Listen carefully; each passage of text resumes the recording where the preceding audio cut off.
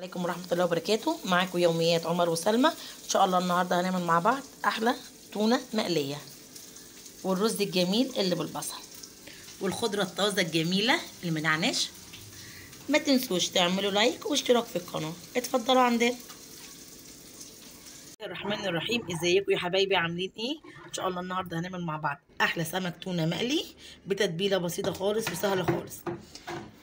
التتبيلة عبارة عن ثوم وملح وكمون والخضره الجميله المنعنشه ديت اللي ما بتتاكلش الا مع السمك الجميل وروس الفجل عشاق السمك. دلوقتي خلصنا بقى تبلنا السمك بالتتبيله الجميله اللي هي بالثوم وملح وكمون. هنبدا بقى نقليه وهعمل جنبه رز بالبصل. هنبدا نقلي السمك مع بعض كده وعلى قد برضو ما نستناش السمك مع جنب بعض عشان يقرمش ويدي اللون الذهبي الجميل ده.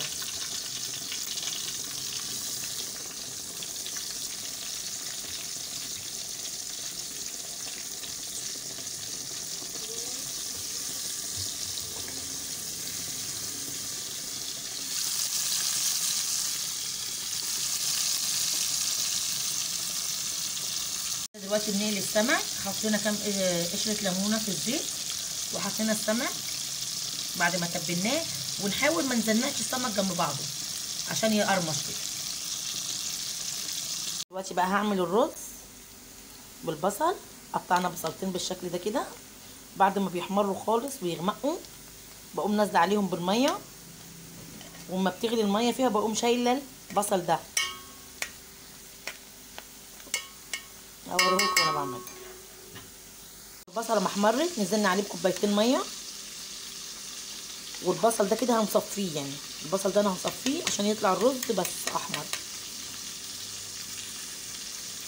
البصله حطيت الرز هيبقى بالشكل ده كده من غير بصل، وهوريهولكم بعد ما يستوي. وكده نكون وصلنا لاخر حلقتنا.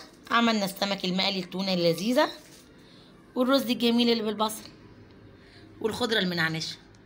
ما تنسوش تعملوا لايك واشتراك في القناه. اتفضلوا عندنا.